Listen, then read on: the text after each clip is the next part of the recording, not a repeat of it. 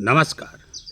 दिव्य ज्योतिष परामर्श केंद्र में आप सभी लोगों का हृदय से स्वागत है। आज हम चर्चा करेंगे कुंभ लग्न के 12 भावों में चंद्रमा के फलादेश को लेकर के कि कुंभ लग्न की कुंडली के 12 भावों में चंद्रमा हमें किस प्रकार का फल प्रदान करते हैं। इससे पहले हम मेष से लेकर के मकर लग्न तक 12 भावों में चंद्रमा के प्रभाव की चर्चा कर चुके हैं। आशा करते हैं आप सभी लोग हमारे चैनल दिव्य ज्योतिष परामर्श केंद्र पर जा कर के उन वीडियोस को देख करके अवश्य ही अपने आप को लाभान्वित कर रहे होंगे। जिन लोगों ने अभी तक हमारे चैनल दिव्य ज्योतिष परामर्श केंद्र को सब्सक्राइब नहीं किया है, उनसे हमारा निवेदन है कि आप सभी लोग हमारे चैनल को अवश्य ही सब्सक्राइब कर लें और साथ ही बेल आइकन का बटन भी दबा दें, ताकि जब भी हम कोई ज्योतिष से संबंधित या फिर आपके जीवन से संबंधित कोई भी महत्वपूर्ण वीडियोस बनाएं तो उसकी सूचना आपको प्राप्त हो सके और आप उन वीडियोस को देख करके अपने जीवन को सुखी, समृद्ध, खुशहाल एवं संपन्न बना सकें। प्रिय मित्रों, साथ ही साथ हमारे वीडियोस को आप लाइक करिए, कमेंट करिए, शेयर करिए, ताकि वे लोग भी जो लोग अभी तक हमारे चैनल से नहीं जुड़ पाए हैं जुड़ जाएं और उन वीडियोस को देख करके उसका लाभ उठा सकें। तो आइए चर्चाओं के क्रम को आगे बढ़ाते हुए आइए बात करते हैं सबसे पहले कुंभ राशि के संदर्भ में। प्रिय मित्रों, राशियों के क्रम में 11वें नंबर पर आने वाली राशि कुंभ राशि होती है। यह वायु तत्व की राशि होती है और इस राशि के जो स्वामी होते हैं वो महाराज शनि देव होते हैं। आइए बात करते हैं कि किस कुंडली को हम कुंभ लग्न की कुंडली बोलेंगे। तो प्रिय मित्रों, जब भी हम किसी चार्ट का निर्माण करते हैं, किसी कुंडली का निर्माण करते हैं, तो उसमें कुल हम 12 खाने बनाते हैं, जिन्हें हम 12 भाव या 12 घर कहते हैं। तो उसमें जो पहला खाना होता है उसमें अगर 11 नंबर लिखा हुआ है तो निश्चित रूप से उसे हम कुंभ लग्न की कुंडली कहेंगे। और कुंभ लग्न के जो व्यक्ति होते हैं वो बड़े ही कर्मठी होते हैं, मेहनती होते हैं, परिश्रमी होते हैं, बड़े ही चतुर होते हैं, चालाक होते हैं, बड़े ही शातिर दिमाग के भी होते हैं और इसके साथ ही साथ कर्म पर उनका बड़ा विश्वास होता है और बड़े ही कर्मठशील होते हैं और वो धर्म से ज़्यादा कर्म पर विश्वास करते हैं और कर्म को प्रधानता देते हैं। अच्छी कद काठी होती है, शारीरिक बनावट भी ठीक ठाक होती है, थोड़े से सांवले होते हैं ऐसे लोग, लेकिन परिश्रम पर इनका बड़ा भरोसा होता है। और साथ ही साथ एक चीज़ हम आपको यहाँ पर बताते चलें कि ये जो कुंभ लग्न के जातक होते हैं इनको इनके जीवन में प्रत्येक कार्य की जो सिद्धि होती है थोड़ा विलंब से होता है, इनको थोड़ा इंतज़ार करना पड़ता है, क्योंकि ये शनि प्रधान कुंडली होती है और शनि की चाल आप जानते हैं थोड़ी सी धीमी होती है, लेकिन बड़े ही नाप तौल कर देते हैं। यदि आप कर्म और सत्कर्म से जुड़े हुए हैं तो निश्चित रूप से शनिदेव आपको लाभ देंगे और अस्थाई लाभ देंगे, इसमें कोई दो राय नहीं। इससे पहले कि हम चंद्रमा की चर्चा को आगे बढ़ाएं कि चंद्रमा 12 भाव में बैठ करके क्या फल प्रदान करेंगे, हमें 2 बातें जानना यहाँ पर बड़ा ही महत्वपूर्ण है कि सबसे पहले चंद्रमा किन तत्वों के कारक हैं और दूसरी बात कि कुंभ लग्न की कुंडली में चंद्रमा किस भाव के स्वामी होते हैं। तो जैसा कि आप सभी लोग जानते हैं चंद्रमा मन के कारक होते हैं, चंद्रमा हमारी माता के कारक हैं, माता समान स्त्रियों के कारक हैं, चंद्रमा जल के कारक हैं, चंद्रमा द्रव के कारक हैं, चंद्रमा हमारे इमोशन के कारक हैं, चंद्रमा हमारे भावनाओं के कारक हैं। तो इन सारी चीज़ों के कारक जो है चंद्रमा हैं। अगर चंद्रमा अच्छी स्थिति में है तो व्यक्ति बहुत ही प्रसन्न रहता है, बड़ा ही खुशहाल रहता है, बड़ा ही आनंदित रहता है। लेकिन अगर चंद्रमा जो है अच्छी स्थिति में नहीं है तो ऐसी स्थिति में व्यक्ति डिप्रेशन में भी चला जाता है, हमेशा चिंतित रहता है, दुखी रहता है, परेशान भी रहता है। तो चूँकि बात चंद्रमा की चल रही है और मैं बार बार एक बात कहता हूँ कि किसी भी लग्न की कुंडली हो, किसी भी ग्रह का उपाय करना हो, सबसे पहले चंद्रमा को अवश्य देखना चाहिए, क्योंकि अगर चंद्रमा कुंडली में सही रहेगा तो निश्चित रूप से आपका जीवन सुखी, संपन्न और खुशहाल होगा। मैं चंद्रमा के कारक तत्वों की बात कर रहा था, इसके अलावा चंद्रमा सुख, समृद्धि, खुशहाली, संपन्नता और धन के भी कारक माने गए हैं। अब बात अगर कुंभ लग्न की कुंडली की करें तो कुंभ लग्न की कुंडली में जो चंद्रमा होते हैं वो छठवें भाव के कारक बन जाते हैं। छठवां भाव किसका होता है? छठवां भाव रोग का है, रिपु का है, ऋण का है, प्रतियोगिता का है, कंपटीशन का है, शत्रुओं का होता है, संघर्ष का होता है। तो अब यहाँ पर चंद्रमा जो है छठवें भाव के कारक हो गए हैं। तो अब चंद्रमा चूंकि यहाँ पर छठवें भाव के कारक हैं तो जाहिर सी बात है कि यहाँ पर चंद्रमा बहुत अच्छे भाव के कारक नहीं हैं। तो अब ऐसी स्थिति में कुंभ लग्न की कुंडली में चंद्रमा का जो फल है उस पर बहुत ही सोच विचार कर ही फलादेश करने की आवश्यकता है। अब जो फलादेश, अब यहाँ पे तो केवल अकेले हम चंद्रमा की करेंगे, लेकिन यह अपने आप में पूर्णतया सत्य नहीं हो सकता, क्योंकि मैं एक सैद्धांतिक बात बोलने जा रहा हूँ कि चंद्रमा इन भावों में होंगे तो ऐसा प्रभाव देंगे। अब वहाँ पर बहुत सारी चीज़ें हैं, जैसे महादशा हो गई, अंतरदशा हो गई, या फिर चंद्रमा के ऊपर किस ग्रह की दृष्टि पड़ रही है, तो ये सारी चीज़ें हमको देखना पड़ता है, तब जा कर के उसका संपूर्ण फल कथन जो है होता है। बहुत सारी चीज़ें हैं, लेकिन फिलहाल आइए जानने का प्रयास करते हैं कि कुंभ लग्न की कुंडली में चंद्रमा विभिन्न भावों में बैठेंगे तो हमें किस प्रकार का फल प्रदान करेंगे। प्रिय मित्रों, कुंभ लग्न की कुंडली में चंद्रमा अगर प्रथम भाव में चले गए, अर्थात लग्न में ही विराजमान हो गए, तो लग्न में बैठ करके चंद्रमा आपके व्यक्तित्व को तो आकर्षक बना देंगे, इसमें कोई दो राय नहीं। आपको इमोशनल भी बनाएंगे, आप बड़े भावुक होंगे, लोगों से प्रेम करने वाले होंगे, मन में थोड़ी सी अस्थिरता रहेगी, चित्त में चंचलता रहेगी। यह सारी चीज़ें चंद्रमा यहाँ पर देंगे, आपके व्यक्तित्व को अट्रैक्टिव बनाएंगे, आकर्षक बनाएंगे, इसमें कोई दो राय नहीं है। परंतु लग्न में शनि की राशि है कुंभ राशि, तो शनि के साथ जो चंद्रमा का कंजक्शन होता है, जो युति होती है, वो कोई बहुत ज़्यादा अच्छी नहीं मानी जाती। एक प्रकार से विष दोष का निर्माण करते हैं चंद्रमा शनि के साथ विराजमान होकर के। तो ऐसी स्थिति में जब चंद्रमा जो है शनि की राशि में होंगे तो जाहिर सी बात है कि आपके मन में थोड़ी सी चिंता रहेगी, थोड़ा सा आप अवसादग्रस्त भी हो सकते हैं, थोड़ा सा दुखी भी हो सकते हैं, थोड़े से मलिन भी रह सकते हैं। इस प्रकार की चीज़ें यहाँ पर चंद्रमा आपको देंगे। अब यहाँ पर बैठे हुए चंद्रमा की जो सप्तम दृष्टि है वो आपके दाम्पत्य भाव पर, सप्तम भाव पर पड़ेगी, और वहाँ पर जो है सिंह राशि होगी, तो मित्र की राशि पर दृष्टि डालेंगे तो चंद्रमा यहाँ पर थोड़ा आपको अच्छा रिजल्ट देंगे। सप्तम भाव पर दृष्टि डाल करके आपकी पत्नी जो है बड़ी ही सुंदर होंगी, आकर्षक होंगी, तेज तर्रार होंगी, बड़ी इमोशनल होंगी, और उनके साथ आपके प्रेम संबंध काफ़ी मधुर होंगे, इसमें कोई दो राय नहीं अगर चंद्रमा सप्तम भाव पर दृष्टि डाल रहे हैं लग्न में बैठकर।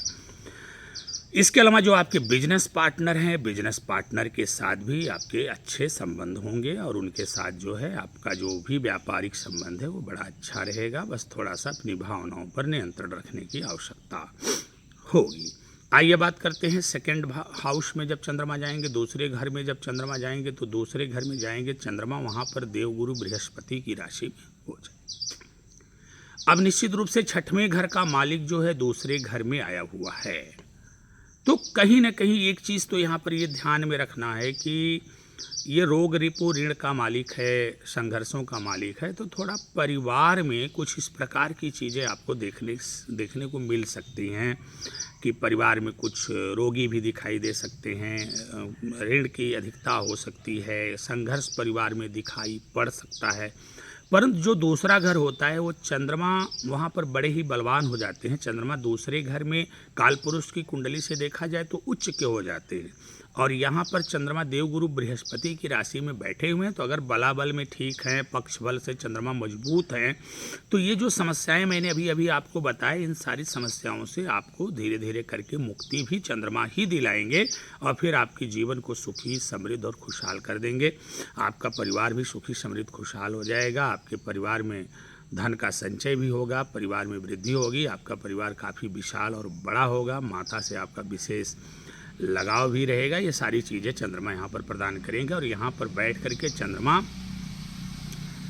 अपनी सप्तम दृष्टि अष्टम भाव पर डालेंगे, जहाँ से कि अचानक होने वाली घटनाओं का विचार किया जाता है, आकस्मिकताओं का विचार किया जाता है, गुप्त ज्ञान का, रहस्यों का विचार किया जाता है, आयु का विचार किया जाता है। तो वहाँ पर जो है अष्टम भाव में कन्या राशि है तो बुध की राशि है। चूंकि चंद्रमा बुध को अपना पुत्र मानते हैं, अतः अष्टम भाव पर चंद्रमा की वात्सल्य दृष्टि पड़ने के कारण अष्टम भाव से संबंधित आपको बहुत ही अच्छे रिजल्ट मिलेंगे। आपको अचानक से धन लाभ हो सकता है, गड़ा हुआ खजाना प्राप्त हो सकता है, आपके अंदर गुप्त ज्ञान की अधिकता हो सकती है। ये सारी चीज़ें जो है यहाँ पर चंद्रमा आपको प्रदान करेंगे, आपके आयु में भी वृद्धि करेंगे। अब तीसरे भाव में अगर चंद्रमा आएंगे तो कुंभ लग्न की कुंडली के जब तीसरे भाव में चंद्रमा जाएंगे तो वहाँ पर जो है इनके मित्र मंगल की मेष राशि है, तो मेष राशि में बैठेंगे चंद्रमा। अब यहाँ पर जो है एक प्रकार से विपरीत राजयोग भी आप कह सकते हैं, क्योंकि छठवें घर का स्वामी जो है तृतीय हाउस में बैठने जा रहा है, तो एक प्रकार से विपरीत राजयोग की स्थिति भी यहाँ पर बन रही है।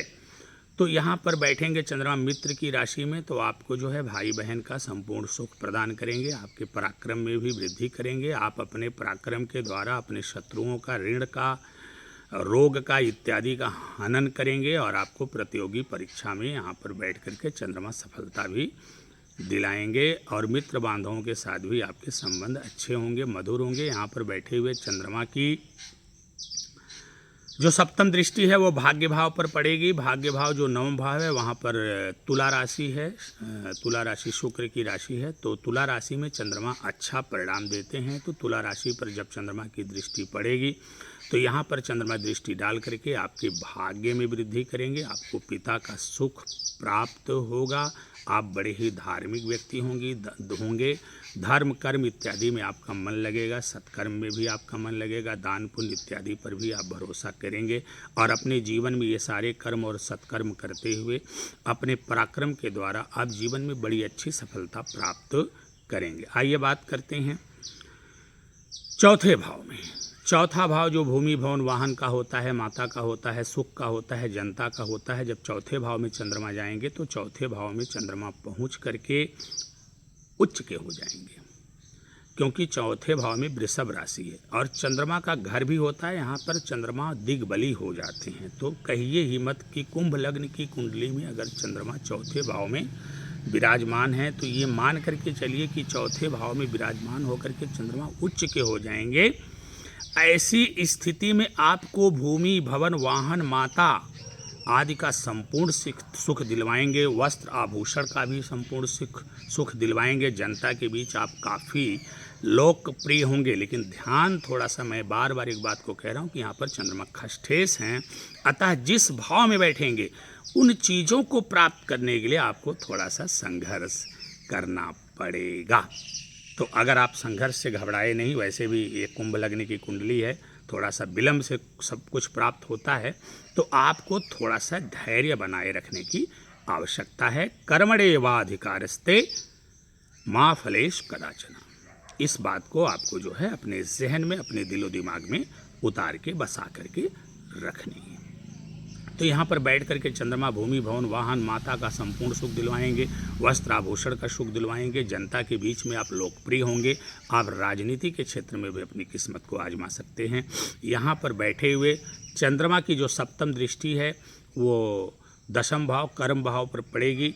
वहाँ पर मंगल की वृश्चिक राशि है, वृश्चिक राशि में चंद्रमा नीच के हो जाते हैं, अतः वहाँ पर चंद्रमा की नीच दृष्टि पड़ेगी। कर्म भाव पर नीच दृष्टि पड़ने के कारण थोड़ी सी असंगति विसंगति का सामना आपको करना पड़ेगा। कर्म क्षेत्र में थोड़ा सा आपको कठिनाइयों का सामना करना पड़ेगा, चाहे कोई नौकरी कर रहे हैं या बिजनेस व्यापार कर रहे हैं, उसमें कोई न कोई बाधा परेशानी आपके साथ लगी रहेगी। पिता का स्वास्थ्य भी खराब हो सकता है, पिता का सानिध्य आपको हो सकता है ना प्राप्त हो, या पिता को कोई न कोई बीमारी अवश्य रह सकती है अगर यहाँ पर चौथे भाव में चंद्रमा बैठे हुए हैं तो ये सारी चीज़ें रहेंगी आपके साथ। तो यहाँ पर अब एक चीज़ मैं आपको बता दूं, मुझे शुरू में ही बताना चाहिए था, लेकिन अभी बात जा कर के मेरे दिमाग में आई है कि अगर आप कुंभ लग्न के हैं, आप कुछ करें या ना करें, कोई उपाय करें या ना करें, वह तो आपके ऊपर निर्भर करता है कि आप करेंगे कि नहीं करेंगे, कब करेंगे, कैसे करेंगे। लेकिन इतना याद रखिए कि यदि आप कुंभ लग्न के हैं तो आपको भगवान भोलेनाथ की शरण में निरंतर बने रहना होगा आप भगवान भोलेनाथ की शरण में बने रहिए, उनके मंदिर जाइए, उनका दर्शन पूजन करिए, माता का सम्मान करिए, माता समान स्त्रियों का भी सम्मान करिए, गायों की सेवा करिए, अपने घर में जल की व्यवस्था अवश्य बना करके रखिए। दूध भी अगर आपके घर में रहता है तो अति उत्तम है। इसके अलावा आप प्रत्येक सोमवार पंचामृत से शिवलिंग का अभिषेक करिए।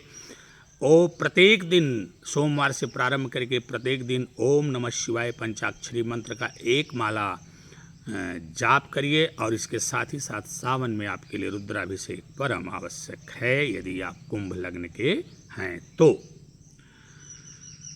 यदि आप ऐसा करेंगे तो चंद्रमा जो है फिर आपको बुरा प्रभाव नहीं देंगे, फिर आपको जो है अच्छा फल देंगे और किसी भी भाव में बैठेंगे आपको बढ़िया रिजल्ट करेंगे। आइए बात करते हैं कि पंचम भाव में चंद्रमा जाएंगे तो किस प्रकार का फल प्रदान करेंगे। प्रिय मित्रों, कुंभ लग्न की कुंडली के पंचम भाव में जब चंद्रमा जाएंगे तो जो पांचवा भाव है वहां पर बुध की राशि है मिथुन राशि। मिथुन राशि में चंद्रमा बैठेंगे तो थोड़ा सा बुध तो उनको परेशान करेंगे, लेकिन चूंकि चंद्रमा बुध को अपना पुत्र मानते हैं, अतएव चंद्रमा यहाँ पर संपूर्ण फल देने का काम करेंगे। अब यहाँ पर जो है पंचम भाव ज्ञान का है, संतान का है और प्रेम का है। तो जब पंचम भाव में चंद्रमा जाएंगे तो आपको बहुत ज्ञानी बनाएंगे, गंगा की धारा की तरह ज्ञान का प्रवाह होगा, साथ ही साथ अच्छी संतानें होंगी आपकी।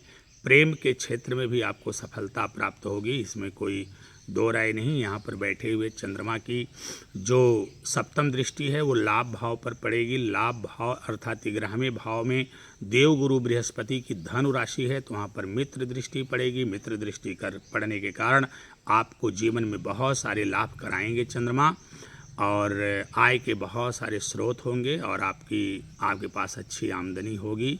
ये सारी चीज़ें यहाँ पर चंद्रमा देंगे। बड़े भाई के साथ आपके संबंध भी अच्छे होंगे, काफ़ी मधुर होंगे। आइए बात करते हैं छठवें भाव। अब जब छठवें भाव में चंद्रमा आएंगे तो अपनी ही राशि में आ जाएंगे। कर्क राशि छठवें भाव में है तो कर्क राशि में बैठ गए चंद्रमा। अपनी राशि में चंद्रमा जरूर होंगे, परंतु मैं बार बार कहता हूँ कि चंद्रमा का छठें अठें बारहवें में जाना मैं बिल्कुल भी अच्छा नहीं मानता हूँ, क्योंकि चंद्रमा अगर छठें अठें बारहवें जाएंगे तो फिर आपको परेशान होना ही होना है। अब अगर छठवें में चंद्रमा आए, भले अपने ही राशि में क्यों ना हो, लेकिन आपको रोग रिपु ऋण इत्यादि सताएंगे ही सताएंगे। इन सारी चीज़ों से परेशान होना पड़ेगा। आप डिप्रेशन में जाएंगे, आपको श्वसन संबंधित समस्या हो सकती है, सर्दी खांसी इत्यादि से रिलेटेड प्रॉब्लम हो सकती है, आपको इस्नोफीलिया की समस्या दे सकते हैं, थायराइड की समस्या दे सकते हैं, माता को कष्ट प्रदान कर सकते हैं, और इसके अलावा रोग रिपु ऋण तो बढ़ेंगे ही बढ़ेंगे। ये सारी चीज़ें जो है चंद्रमा यहाँ पर आपको देंगे, यहाँ पर उपस्थित करेंगे। आपको डिप्रेशन में भी लेकर जा सकते हैं, आप अवसादग्रस्त हो सकते हैं, चिंतित हो सकते हैं। अब यहाँ पर बैठे हुए चंद्रमा की जो सप्तम दृष्टि है वो आपके 12वें भाव पर पड़ेगी, जिसे व्यय भाव के नाम से जाना जाता है, और वहाँ पर शनि की राशि है मकर राशि। तो वहाँ पर शनि की राशि पर दृष्टि डालेंगे तो निश्चित रूप से चंद्रमा की व्यय भाव पर वो भी शनि की राशि पर दृष्टि पड़ेगी, तो एक प्रकार से विष दोष जैसी स्थिति थोड़ी सी बनेगी, बहुत ज़्यादा तो मैं नहीं कहूँगा। तो कहीं न कहीं अनावश्यक व्यय भी हो जाएगा आपके द्वारा, और कोर्ट केस कचहरी के मामले में भी हो सकता है आपको कुछ संघर्ष करना पड़ जाए, और कुछ बाहरी लोगों द्वारा भी आपको ठगा जा सकता है, आपको अपमानित किया जा सकता है, बेइज्जत किया जा सकता है। आइए बात करते हैं सप्तम भाव। तो सप्तम भाव में जब चंद्रमा आएंगे तो यहाँ पर सूर्य की राशि सिंह राशि है, तो अपने मित्र की राशि में विराजमान होंगे। ऐसी स्थिति में आपकी पत्नी जो है बड़ी सुंदर होंगी, आकर्षक होंगी, बुद्धिमान होंगी, समझदार होंगी और बड़ी ही भावनात्मक होंगी, इमोशनल होंगी। आपका भी अपने पत्नी से बड़ा लगाव रहेगा, प्रेम रहेगा, बड़ी भावनाएं रहेंगी। इसके अलावा जो है जो बिजनेस पार्टनर हैं उनके साथ भी आपके बड़े ही इमोशनल और भावपूर्ण संबंध होंगे। तो यहाँ पर बैठेंगे जब चंद्रमा। लेकिन सप्तम भाव में चंद्रमा जब बैठते हैं तो थोड़ा सा व्यक्ति के अंदर चरित्रहीनता देते हैं। ऐसी स्थिति में अगर आपने अपने चरित्र पर कंट्रोल किया, नियंत्रण किया, पराई स्त्रियों से अपने संबंध को आपने अच्छा बना करके रखा और आपने चरित्रहीनता नहीं किया, तो निश्चित रूप से आप बहुत ही खुशहाल, सुखी एवं संपन्न रहेंगे। अन्यथा वैवाहिक जीवन में खटाश, दरार पड़ने की संभावना भी बन जाती है जब सप्तम भाव में चंद्रमा विराजमान होते हैं। तो यहाँ पर बैठे हुए चंद्रमा की जो सप्तम दृष्टि है वो पहले घर पर पड़ेगी, आपके लग्न पर पड़ेगी और वहाँ पर शनि की राशि पर पड़ेगी। थोड़े से आप चिड़चिड़े हो सकते हैं, थोड़े से उदासीन हो सकते हैं, थोड़े से दुखी भी हो सकते हैं, परंतु आपका व्यक्तित्व बड़ा ही आकर्षक, बड़ा ही सुंदर होगा। लोग आपसे बहुत ही प्रभावित होंगे। आइए बात करते हैं अष्टम भाव। अष्टम भाव में जब चंद्रमा जाएंगे तो वहाँ पर बुध की राशि में चले जाएंगे, वहाँ पर कन्या राशि है। अष्टम भाव में चंद्रमा का कहीं से भी जाना मैं श्रेयस्कर नहीं मानता, वो भी बुध की राशि में। तो कहीं ना कहीं बुध जो है चंद्रमा को शत्रु मानते हैं, तो फिर बुध की राशि में चंद्रमा बैठ करके पीड़ित हो जाएंगे। अष्टम भाव में वैसे ही पीड़ित हो जाते हैं, फिर बुध की राशि भी उनको कमज़ोर करेगी।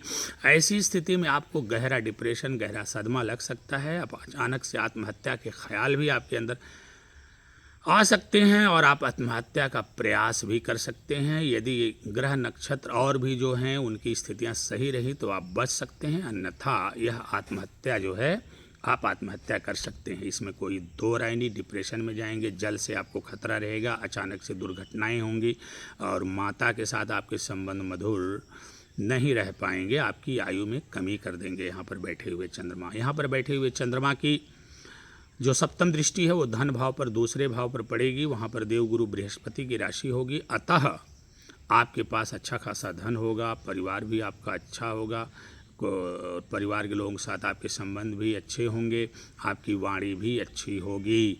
परंतु जैसा कि मैंने कहा कि आपको भगवान भोलेनाथ की शरण में रहना चाहिए और उनकी उपासना निरंतर करनी चाहिए, उनके मंदिर में हमेशा जाना चाहिए, माता और माता समान स्त्रियों का सम्मान करना चाहिए, गाय की सेवा करनी चाहिए, ओम नमः शिवाय पंचाक्षरी मंत्र का प्रत्येक दिन एक माला जाप करना चाहिए। इसके अलावा प्रत्येक सोमवार जो है पंचामृत से शिवलिंग का अभिषेक भी करना चाहिए।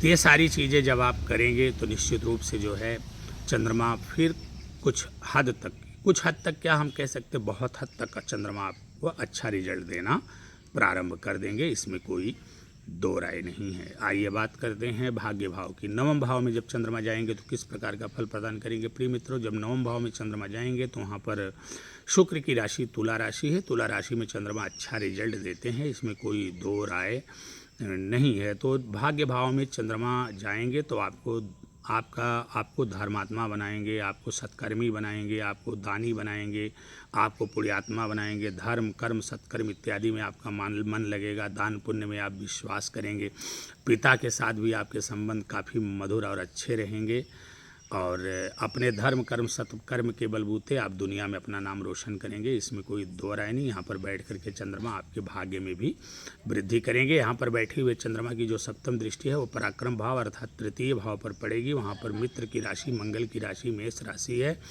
तो वहाँ पर दृष्टि डाल करके चंद्रमा आपको बहुत अच्छा रिजल्ट देंगे। यहाँ पर बैठे हुए चंद्रमा आपको पराक्रम में वृद्धि करेंगे, भाई बहन का सुख दिलवाएंगे, मित्रों और बंधुओं का भी सुख दिलवाएंगे, इसमें कोई दो राय नहीं।